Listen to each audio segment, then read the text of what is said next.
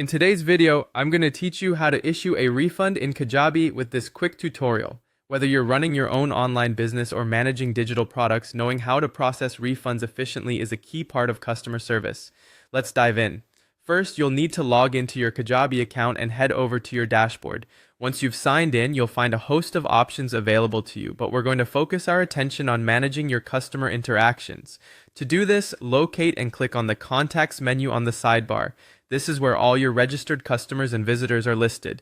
Once you're on the Contacts page, click on the All Contacts link. This will display a comprehensive list of everyone who has interacted with your business through Kajabi, giving you a clear view of your audience and customers. Now, identify the specific customer for whom you need to process the refund. Once located, you'll see a three-dot icon next to their name. Click on these dots to open a drop-down menu. This menu provides you with several options related to managing this contact's details and transactions. From this menu, select View. This will take you to a more detailed page about this particular contact. Here, you'll have a deeper insight into their interactions with your business.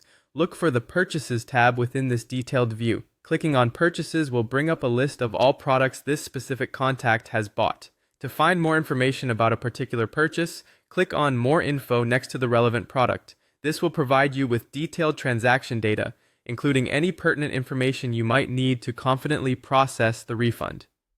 As you dig deeper, you'll notice another three-dot icon associated with the transaction details. Clicking on this will again present you with a list of further actions you can take. Here, you will find the option to refund payment. Choose this option when you're sure that you've identified the correct transaction. Before finalizing the refund, you'll need to input the exact refund amount. Make sure to enter this amount carefully to avoid any discrepancies, ensuring that the customer receives the correct refund. Once you've entered the amount, double-check your figures and click on the Refund button to process the transaction. This action will initiate the refund process immediately. Finally, you can confirm that everything has been processed accurately by clicking on Transaction. This step ensures that you have a record of the refund for your own reference and for future auditing purposes. And there you have it. You've successfully issued a refund in Kajabi. This process not only helps to maintain smooth financial operations within your business, but also plays a crucial role in nurturing positive relationships with your customers. Thanks for tuning in. Make sure to like, comment, and subscribe for more helpful tutorials.